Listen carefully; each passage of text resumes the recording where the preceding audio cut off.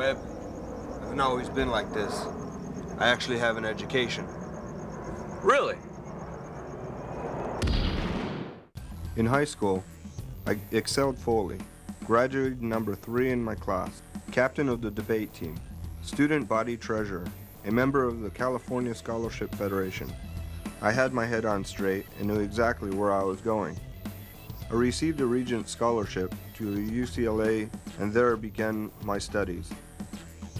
The path was straightforward, a political science major, a literature major, and then off to law school, Stanford or Harvard being my first choices. I was as dedicated a student as they come because beyond my goal of attending a prestigious law school and becoming a talented, wholesome lawyer, I just loved the whole idea of higher education, learning for the sake of knowledge and bettering oneself. There was so much to learn, so much to know. In addition to all those poli-sci and literature classes I took, I studied math and art, business and philosophy. I wanted to be a learned man, and I wrote. Every day I would fill my journal with thoughts and philosophies of my own. I was fascinated with the mind and the whole process of thoughts. I was what people called a thinker. Give me a paper, a pencil, and let me be. What flowed out would be pure magic. Sociological observations and stories, philosophies and poetry. I was on the path to a wonderful career and a glorious life. A lawyer, a free thinker. I thought life couldn't get any better.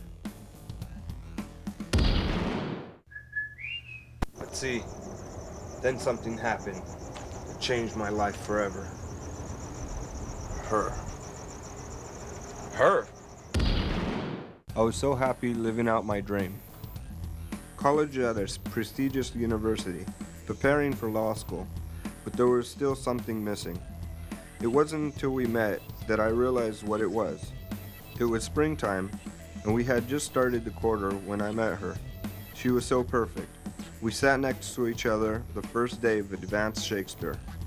She was an English literature major, and I was instantly infatuated. She had a look to her I had never quite seen in a girl before. From that first day, when our eyes met, there was no turning back. We quickly became friends, and not too long after that, lovers. Now it wasn't just school books and professors I wanted to learn from. I wanted to learn from her. I wanted to know everything about her, and she about me. We shared our hopes and dreams, our fears and anxieties. With every revelation, we became closer and closer. She was studying to become a literature teacher, and our shared goals of obtaining the higher education became a bond. We'd sit on the grass, and I would read her poetry. She would teach me about what she had studied in her classes. I found her child psychology classes the most interesting. She would teach me, and I would teach her. And I felt as if we were really growing as people, growing together both as individuals and as a couple. We loved simply being together, but it was so much more than that. We tried to be together as much as humanly possible.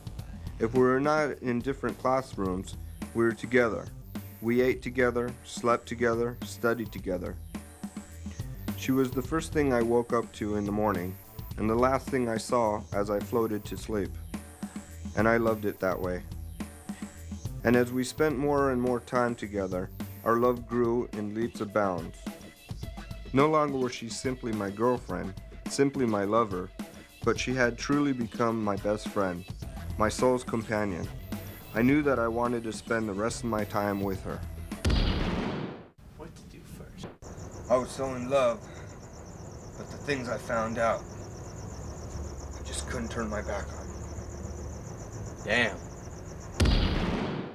I never thought that there was anything I could turn my back on for her. But then one day, I had no choice. I found out from a fraternity brother of mine that she had dated his best friend in a few years prior.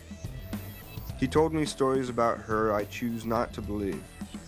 Stories about not just another guy, but of other guys, at the same time. Stories of 2, 3, and even 4 guys. Stories of her liking to be filled up, as he so delicately put it.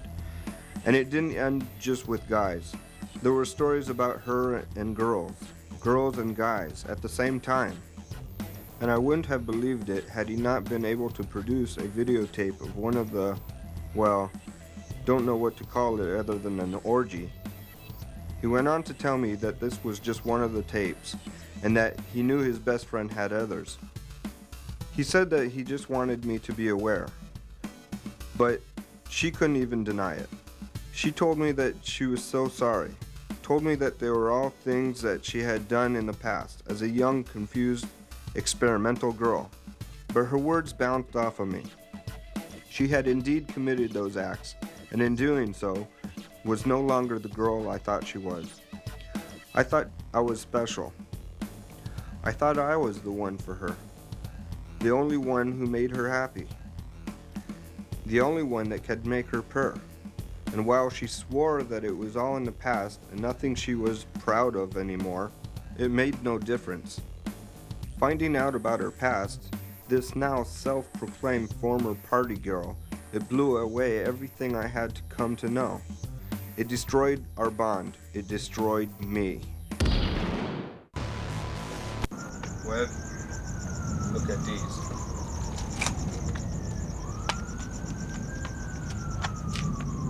Who's this? That was me. You? Get the f out of here. My lord? It does kind of look like you. Wow. It's unbelievable. Look at that. I didn't know, G.I. Joe. See, when I walked away from her, it wasn't her I was just walking away from. Having my life's love destroyed, I couldn't no longer cope with anything. I had to get rid of everything in my life that reminded me of her, that meant my school and my education. I couldn't cope with it. I couldn't walk the same campus that we had walked, read the same books we had read, or even write down the thoughts of philosophy that flowed forth. Even the simple acts of writing reminded me of her. But it didn't matter anyway, because the thoughts had stopped flowing. And they had stopped flowing for no other reason than that I'd become so obsessed with the revelation that I had no room for other thoughts in my head. What I considered her atrocities were the first things that I thought of when I woke up in the morning, the last things I thought of while drifting up to sleep, and the only thoughts that filled my head throughout the entire day. For so many years I had prided myself on thoughts, but now my thoughts were killing me. So I decided the only thing I could do, the only way I could save myself, was to stop thinking for myself and let someone else do the thinking for me. So I enlisted in the Army, and immediately after training, I was sent off to protect the American government's interest in the Gulf War.